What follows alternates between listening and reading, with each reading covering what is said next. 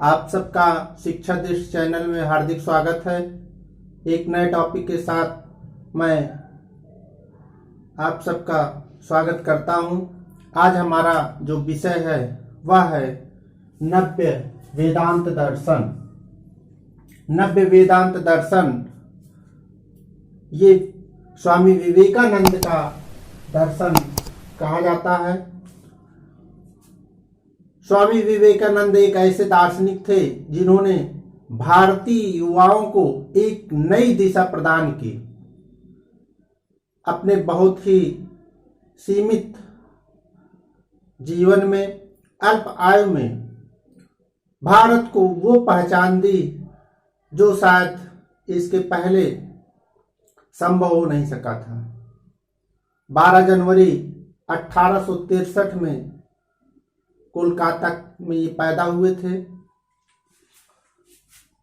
12 जनवरी 1863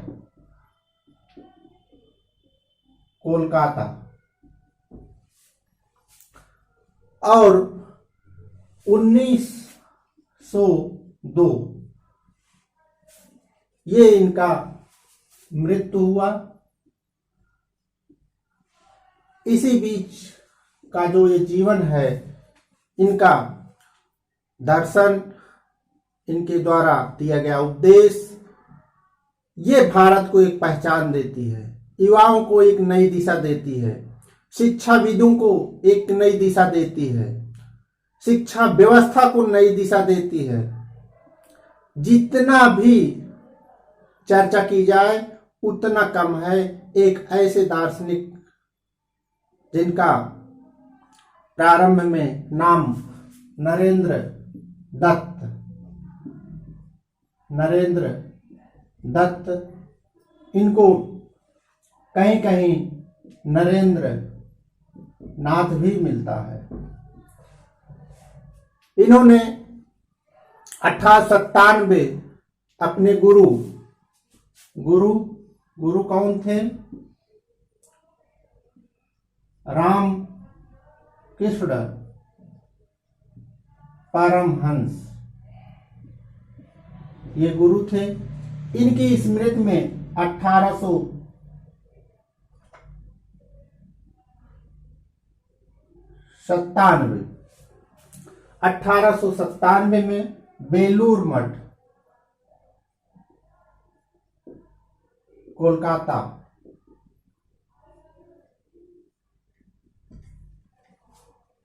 बेलूर मठ की स्थापना की थी। जो विशेष इनके दर्शन में जो विशेष बातें हैं, जो इनका विशेष विचार था, जो शिक्षा के लिए इन्होंने दिया था, उस पे हम चर्चा करते हैं। स्वामी विवेकानंद जी वेद और उपनिषद द्वारा निर्देशित, वेद और उपनिषद द्वारा बताए गए ज्ञान पर पूरी आस्था रखते थे। वेदांत दर्शन जो हम इसके पहले वीडियो में पढ़ा था, अद्वैत वेदांत की बात हुई थी शंकराचार्य की, उस वेदांत दर्शन को ये भी मानते थे, उपनिषद को ये भी मानते थे। इन्होंने वेदांत दर्शन को व्यवहारिक रूप प्रदान किया, वैज्ञानिक रूप प्रदान किया। यही पुराने वेदांत दर्शन और इनके जो नव्य वेदांत दर्शन है, जिस नाम से हम लोग जानते हैं नव्य वेदांत दर्शन, यही अंतर है। हम उपनिषद और वेदांत के विचारों को नए स्वरूप में जब ग्रहण करते हैं, विवेकानंद ने वह नया स्वरूप क्या किया? वैज्ञानिक और व्यवहारिक कर दिया। पुरानी परिपाटी से हटाते हुए, पुरानी परिपाटी से थोड़ा अलग करते हुए व्यवहारिक और वैज्ञानिक बना दिया। क्योंकि वो जानते थे और कहते भी थे कि तुमको कार्य करने हेतु सभी क्षेत्रों में व्यवहारिक बनना होगा। कार्य करते हुए सभी क्षेत्रों में, जीवन के सभी क्षेत्रों में तुमको व्यवहारिक बनना होगा। सिद्धांतों के ढेर ने देश को विनाश की तरफ ले गया। सिद्धांतों के ढेर ने देश का विनाश कर दिया। ये उनकी बहुत ही महत्वपूर्ण सूक्ति है, बहुत ही महत्वपूर्ण वाक्य है, उपदेश है। कभी कभी परीक्षाओं में भी पूछा भी गया है। तुमको सभी क्षेत्रों में, जीवन के सभी क्षेत्रों में व्यवहारिक होना होगा। सिद्धांतों के ढेर ने देश का विनाश कर दिया है। यही व्यवहारिक विचार, यही वैज्ञानिक विचार जब हम वेदांत दर्शन में प्रयोग करते हैं तो वो नव्य वेदांत कहा जाता है। ये सत्य, स्वतंत्रता और निर्भयता में विश्वास करते थे।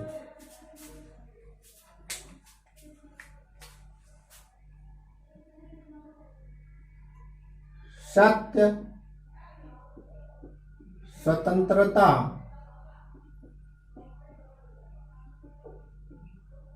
निर्भयता, इसमें विश्वास करते थे।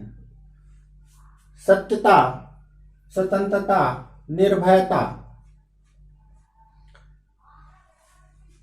अगर हम इनके शिक्षा दर्शन की बात प्रारंभ करें तो जो इनका विशेष दर्शन की जो मूल बातें हैं और इस नव्य वेदांत की जो मूल बातें हैं वह पूजा पाठ द्वारा केवल जो धार्मिक क्रियाएं की जाती हैं, पूजा पाठ द्वारा ही नहीं, मनुष्यता और सत्यनिष्ठा को अगर अपनाया जाए तो वही सच्चा धर्म है।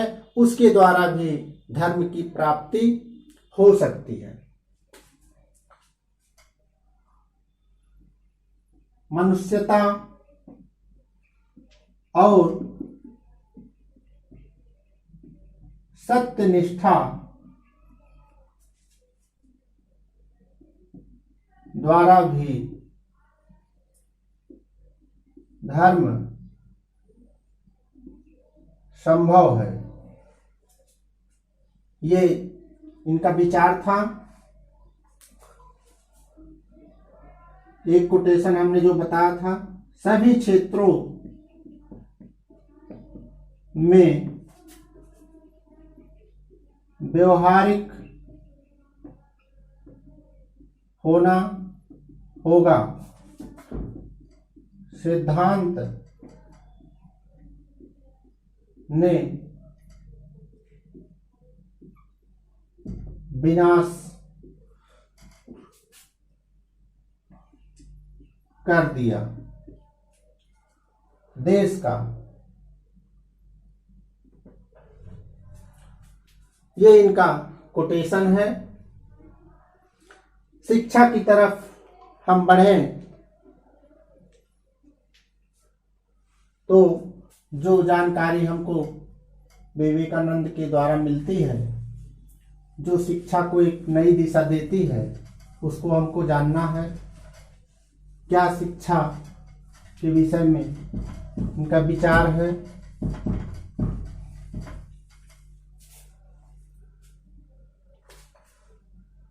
शिक्षा क्या है? शिक्षा मात्र सूचनाओं का देना नहीं है। शिक्षा सूचना नहीं है।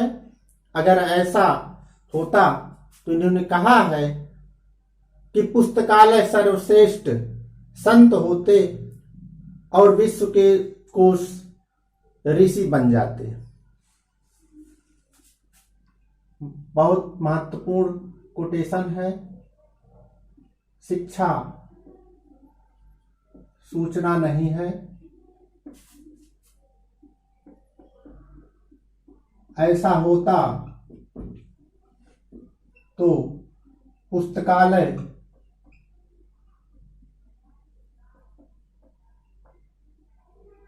श्रेष्ठ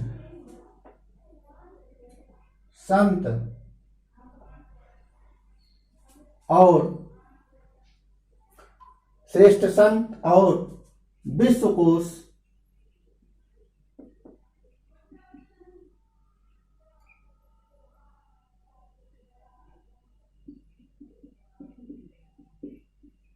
ऋषि बन जाते हैं।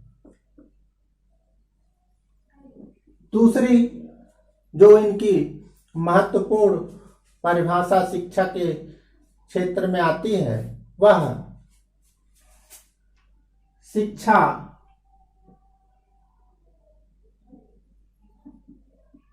अंतर्निहित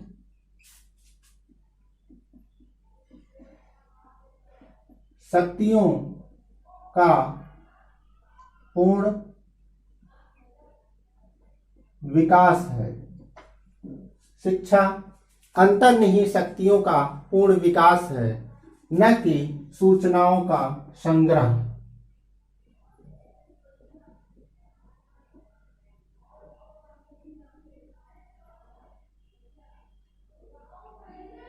न कि सूचनाओं का संग्रह। एक और हम कोटेशन देखते हैं, ज्ञान बाहर से नहीं आता।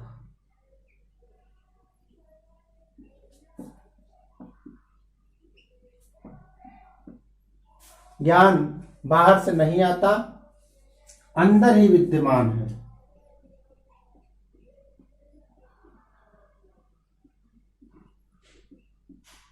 अंदर ही विद्यमान है। बाहर से नहीं आता, अंदर ही विद्यमान है और व्यक्ति स्वयं सीखता है।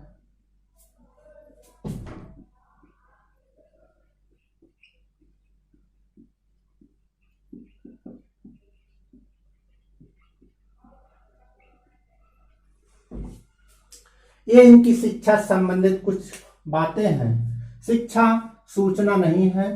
ऐसा होता तो पुस्तकालय श्रेष्ठ संत होते और विश्वकोश ऋषि बन जाते। ये शिक्षा को सूचना नहीं मानते, बल्कि शिक्षा एक ऐसी प्रक्रिया के रूप में मानते हैं जिससे व्यक्ति का सर्वांगीण विकास होता है, व्यक्ति के अंदर सुधार होता है, व्यक्ति में विश्व बंधुत्व का गुण आता है, राष्ट्रीयता का गुण आता है, आध्यात्मिक गुण आता है, वह अपना शारीरिक विकास अच्छे से कर सकता है। यूं कहें उसका सर्वांगीण विकास शिक्षा के द्वारा होता है, न कि सिर्फ सूचनाओं को प्राप्त करना होता है। अंतर्निहित शक्तियों का पूर्ण विकास है शिक्षा। हमारे अंदर शक्तियां पहले से विद्यमान होती हैं। जन्म से लेकर हर व्यक्ति पैदा होता है, इन शक्तियों को लेकर पूर्णता को पैदा होता है और शिक्षा के द्वारा उस शक्ति का और अच्छे से विकास होता है, परिमार्जन होता है, पोषण होता है और शिक्षा के द्वारा वह शक्ति बाहर निकलती है। ज्ञान बाहर से नहीं आता, अंदर ही विद्यमान है। जो पूर्णता है, जो ज्ञान है, जो शक्ति है, वह हर व्यक्ति के अंदर विद्यमान होती है और जो परिस्थिति ऐसी बनती है, शिक्षा उस पर कार्य करती है, तो वह बाहर निकलकर आता है। शिक्षा के बगैर वह ज्ञान, वह पूर्णता, वह शक्ति बाहर निकल नहीं सकती। व्यक्ति स्वयं सीखता है, इसको कोई सिखाता नहीं है। अंदर जो ज्ञान है, जो शक्ति है, वह इतनी सक्षम होती है कि उसी के द्वारा व्यक्ति सीखता है। ये शिक्षा से संबंधित कुछ इनके विचार रहे हैं, जो निर्भयता, सत्यता और स्वतंत्रता पर विश्वास करते हैं। इन्हीं के आधार पर शिक्षा की व्यवस्था को बनाने की बात विवेकानंद जी करते हैं। आगे स्क्रीनशॉट आप ले सकते हैं। आगे हम चर्चा करेंगे इनके शिक्षा की उद्देश्य के विषय में। क्या शिक्षा के उद्देश्य रहे हैं, क्या होने चाहिए, इस पे चर्चा होती है। जो सबसे महत्वपूर्ण शिक्षा का उद्देश्य है वह है शिक्षा अंतर्निहित पूर्णता की अभिव्यक्ति है।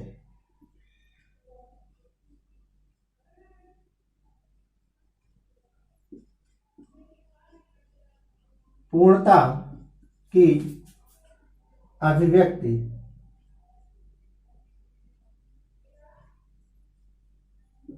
कराना, ये शिक्षा का उद्देश्य होना चाहिए। शारीरिक और मानसिक विकास,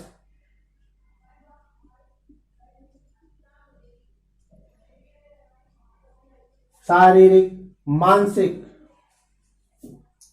व्यावसायिक,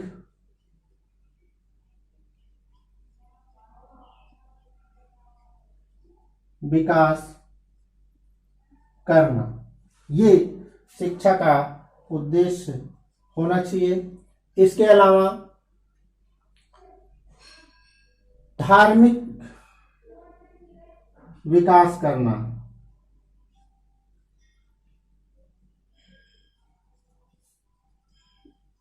धार्मिक विकास करना, यह भी शिक्षा का उद्देश्य होना चाहिए। चरित्र निर्माण करना,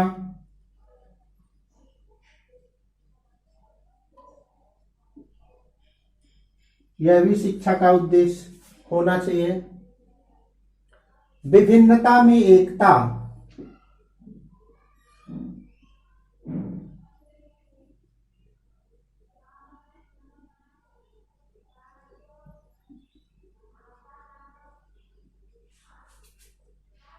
विभिन्नता में एकता का विकास करना,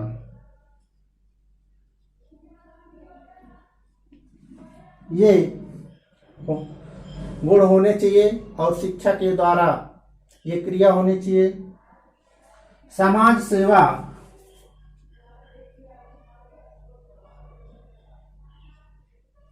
और विश्व बंधुत्व भावना का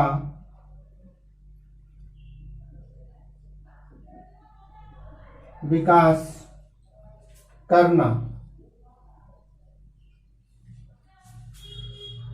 राष्ट्रीयता का विकास करना,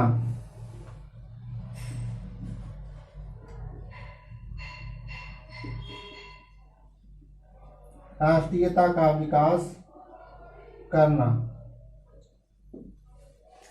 ये शिक्षा का उद्देश्य इन्होंने बताया। अंतर्निहित पूर्णता की अभिव्यक्त करना, शारीरिक विकास, मानसिक विकास, व्यवसायिक विकास करना, धार्मिक विकास करना और चरित्र का निर्माण करना, विभिन्नता में एकता का विकास करना, राष्ट्रीयता का विकास करना, समाज सेवा और विश्व बंधुत्व की भावना का विकास करना, ये शिक्षा का उद्देश्य होना चाहिए। हर व्यक्ति को, हर बालक को इन उद्देश्यों की पूर्ति करना चाहिए। शिक्षा को इन उद्देश्यों पूर्ति कराना चाहिए। विद्यालय और शिक्षक को ऐसी शिक्षा की व्यवस्था करना चाहिए कि इन उद्देश्यों की पूर्ति संभव हो सके। ये शिक्षा और शिक्षा के उद्देश्य रहे। इसके बाद हम आगे बढ़ेंगे। शिक्षा के क्या पाठ्यक्रम होने चाहिए, कैसी शिक्षण विधि होनी चाहिए, कैसा अनुशासन होना चाहिए। पाठ्यक्रम,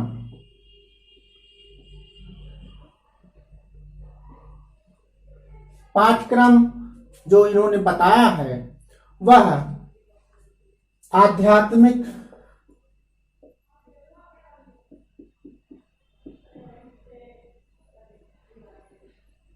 लौकिक और व्यवसायिक, तीन प्रकार का पाठ्यक्रम बताया है। इन तीनों प्रकार के पाठ्यक्रम को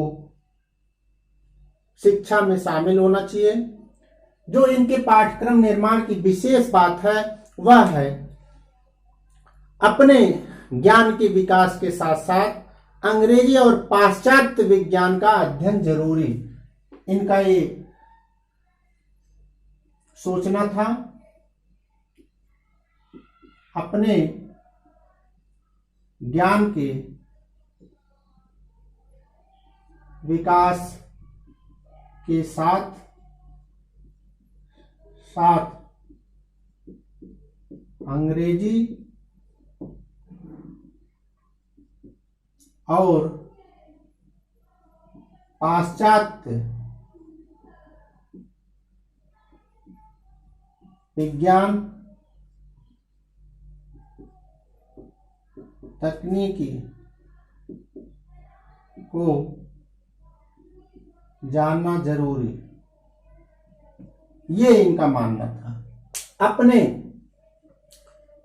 ज्ञान के साथ साथ अंग्रेजी और पाश्चात्य विज्ञान तकनीकी को जानना जरूरी है। आध्यात्मिक विषय के अंतर्गत इन्होंने धर्म, दर्शन, पुराण, उपनिषद, धर्म, दर्शन, पुराण,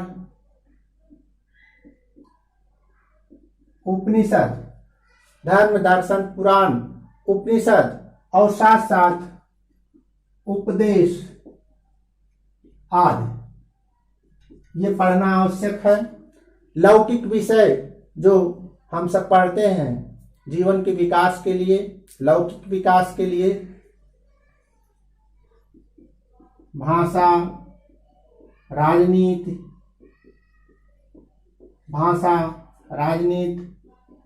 इतिहास, भूगोल, गणित, समाज आदि जो लौकिक विषय हैं। और व्यवसायिक विषय के लिए कृषि, कला, प्राविधिक, कृषि, कला, प्राविधिक शिक्षा, खेलकूद, व्यायाम आदि विषय, ये इनके पाठ्यक्रम का व्यवस्था है। शिक्षण विधियों के अंतर्गत इन्होंने जिन शिक्षण की विधियों की बात की उसमें है योग विधि,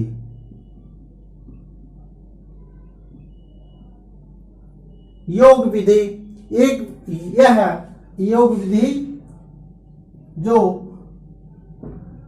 चित्त वृत्तियां हैं उनके निरोध के लिए जरूरी योग विधि, अनुकरण विधि,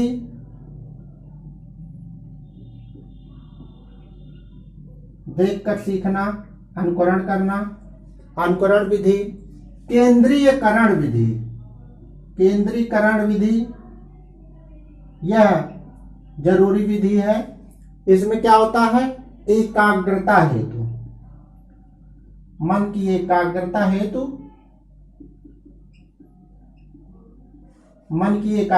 हेतु केंद्रीयकरण विधि, तर्क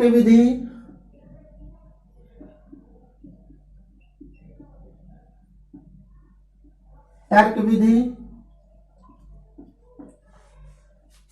सुझाव देने के लिए, बालकों को सुझाव देने के लिए, सुधार करने के लिए निर्देशन, परामर्श विधि,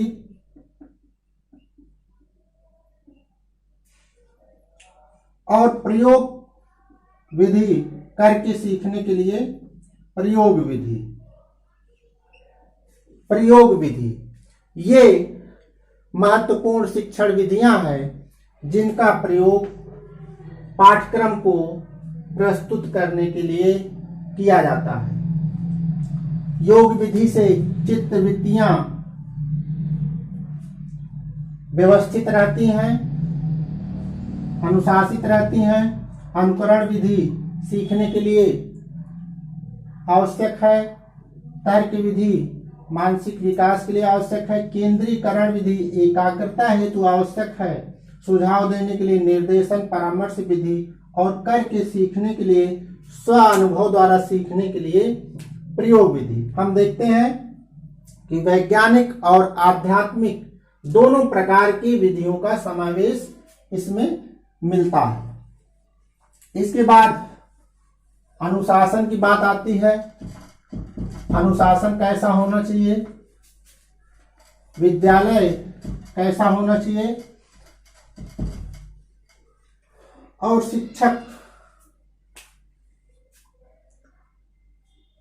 अनुशासन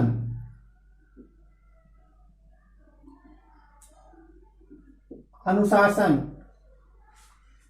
अनुशासन में इन्होंने प्रकृतिवाद की विचारधारा को अपने विचारों में समाहित किया। प्रकृतिवाद से प्रेरित भी थे।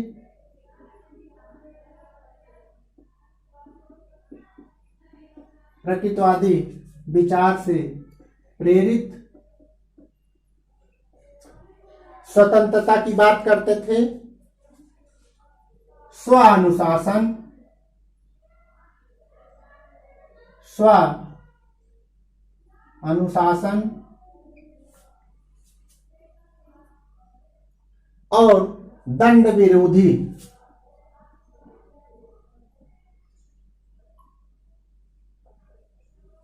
स्वतंत्रता की बात करते थे, दंड का विरोध करते थे, स्व अनुशासन की बात करते थे और ये स्वतंत्रता द्वारा ही संभव है।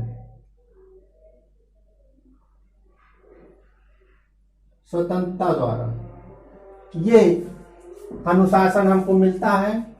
इसके बाद हम शिक्षक की बात करते हैं। शिक्षक के अंदर क्या गुण होने चाहिए? शिक्षक सुझाव देता है। इनका विचार था शिक्षक का काम सुझाव देना है। सुझाव देना, शिक्षक सुझाव देता है। और उसके अंदर क्या क्या गुण होने चाहिए? शिक्षक के अंतर्गत दिव्य होना चाहिए,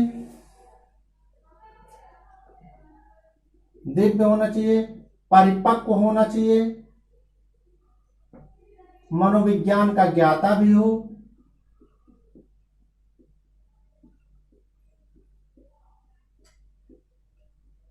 दिव्य हो, परिपक्व हो, मनोविज्ञान का ज्ञाता हो, धार्मिकता युक्त हो, धार्मिक भी हो, धार्मिक भी होना चाहिए और ब्रह्मचर्य युक्त हो, यह भी गुण हो और दंड का विरोधी हो। ये गुण होने चाहिए शिक्षक के अंतर्गत। छात्र के अंतर्गत कौन सी बातें आनी चाहिए, क्या गुण होने चाहिए? छात्र मन और शरीर से,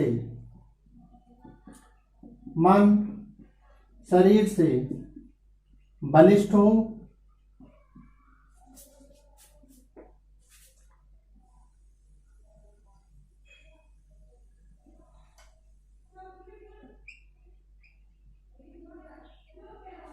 मन शरीर से बलिष्ठ हो, बलवान हो और साथ साथ सत्यान्वेषी हो, सत्य की खोज में लगा हो,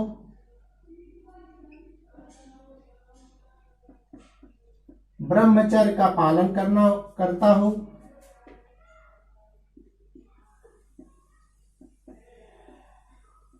पालक हो, ब्रह्मचर्य का पालक हो, सत्य की खोज में लगा हो, धार्मिक हो, विवेकशील हो,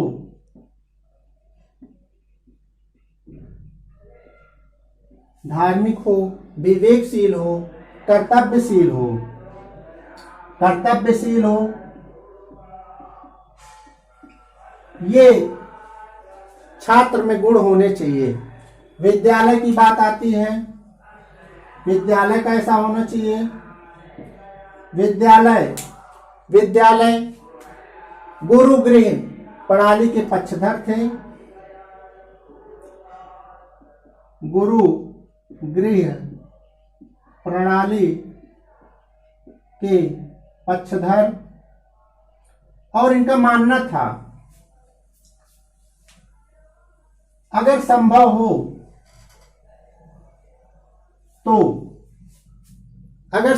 तो विद्यालय प्रकृति की गोद में स्थापित हो, अन्यथा शुद्ध पर्यावरण। क्योंकि इनको पता था कि धीरे धीरे ऐसी स्थिति बन रही है कि विद्यालय प्रकृति की गोद में स्थापित नहीं हो सकता, शुद्ध पर्यावरण में हो, यह जरूरी हो। और साथ साथ वहां व्यायाम, खेलकूद, धार्मिक क्रियाकलाप, धार्मिक क्रियाएं, ये सब होने चाहिए। भजन कीर्तन होना चाहिए। ये विद्यालय में होना चाहिए। ये अनुशासन शिक्षक, छात्र और विद्यालय के विषय में इनका विचार था। प्रकृतिवादी अनुशासन से प्रेरित स्वतंत्रता की बात करते थे, स्वानुशासन की बात करते थे। शिक्षक का कार्य मार्गदर्शक के रूप में, सुझाव निर्देशक के रूप में ये मानते हैं। वो दिव्य हो, परिपक्व हो, मनोविज्ञान का ज्ञाता हो, धार्मिक प्रवृत्ति का हो, ब्रह्मचर्य युक्त हो और दंड का विरोधी हो। ये दंड देना स्वीकार नहीं करते। मन शरीर से युक्त छात्र हो, जो सत्यान्वेषी हो, सत्य में लगा हो, ब्रह्मचर्य का पालन करने वाला हो, धार्मिक, विवेकशील, कर्तव्यशील भी हो। गुरु गृह प्रणाली के पक्षधर, विद्यालय शुद्ध पर्यावरण में हो और वहां पर खेलकूद, धार्मिक क्रियाएं, भजन कीर्तन, ये सब गतिविधियां आयोजित होना चाहिए। इसके अलावा जो इनका विचार आता है वह जन शिक्षा के समर्थक थे, स्त्री शिक्षा के समर्थक थे। स्वामी जी विवेकानंद स्त्री शिक्षा, जन शिक्षा, व्यवसायिक शिक्षा, इसके भी समर्थक थे। व्यवसायिक शिक्षा, जन शिक्षा, सह शिक्षा, बालक बालिकाएं एक साथ शिक्षा ले सकते हैं, सह शिक्षा के भी समर्थक थे। धार्मिक शिक्षा और राष्ट्रीयता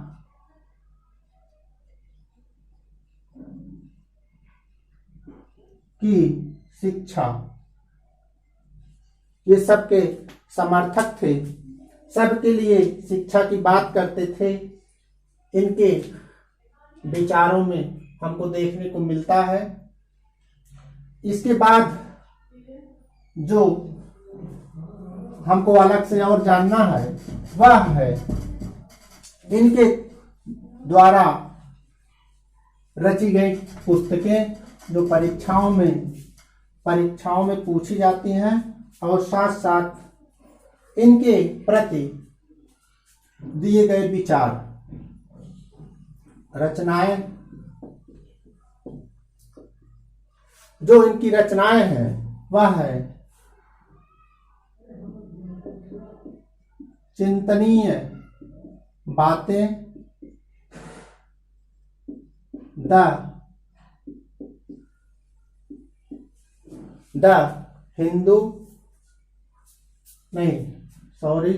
हिंदू धर्म, चिंतनीय बातें, हिंदू धर्म, स्वाधीन भारत,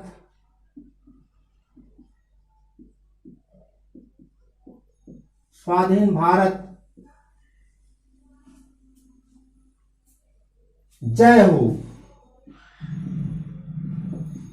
जय हो। परीक्षाओं में पूछा जाता है जय हो। व्यवहारिक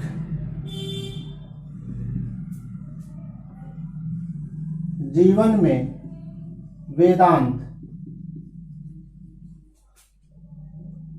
व्यवहारिक जीवन में वेदांत, ये इनकी रचनाएं हैं। इनके प्रति जो विचार दिए गए हैं टैगोर ने क्या कहा? टैगोर ने एक पत्र लिखा था रोमियो रोला से, अगर भारत को जानना है तो विवेकानंद का अध्ययन करो। ये टैगोर का विचार है। शिकागो मीडिया ने क्या कहा? शिकागो मीडिया इनको साइक्लोनिक हिंदू, शिकागो मीडिया ने इनको साइक्लोनिक हिंदू कहा। और राष्ट्रीय स्वतंत्रता आंदोलन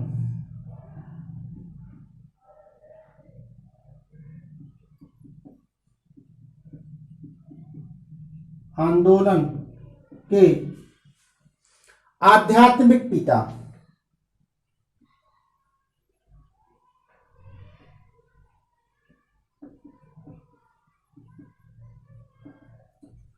राष्ट्रीय स्वतंत्रता आंदोलन के आध्यात्मिक पिता थे।